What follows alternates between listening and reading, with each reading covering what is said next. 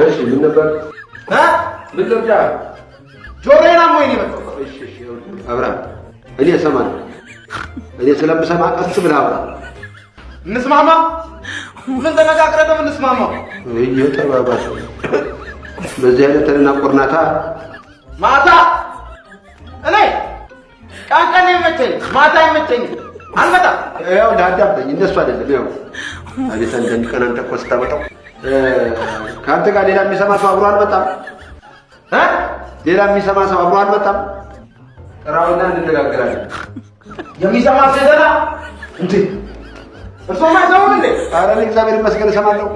እኔ እሰማለሁ። ቁጭ በል እንጂ ምነው ጩኸቴን ቀሙኛል? ቆሞብኛል? ኧረ ምንድን ነው የቆምኩት? አብርሃም ቁጭ በል። እኔ ምን አይቼ ቆምብኛል? እንዴ ስንት ዘመን የረሳሁትን ስንት ዘመን የረሳሁትን ምን አይቼ ቆምብኛል? እኔ አይቆምብኝም። ስማ ምኑ አንተ ምኑ ነው ይቆምብሃል ያልከኝ? ምን ይኸውልህ በምን ልንገረው እናቴ፣ እንደው ምን አይነት ማዕተኛ ሰው መጋኛ መጋኛ? ማነው መጋኛ? ኧረ እባክህ እኔ እንደሱ አላልኩም። እንዴ ምን ክፉ ክፉን ነው እንደ የምትሰማው? ይኸውልህ አብርሃም በዚህ አይነት ባትሰማ ነው የሚሻለው። እንደውም ይቅርብህ። አሁን ምንም የሚሰማ አዲስ ነገር የለም።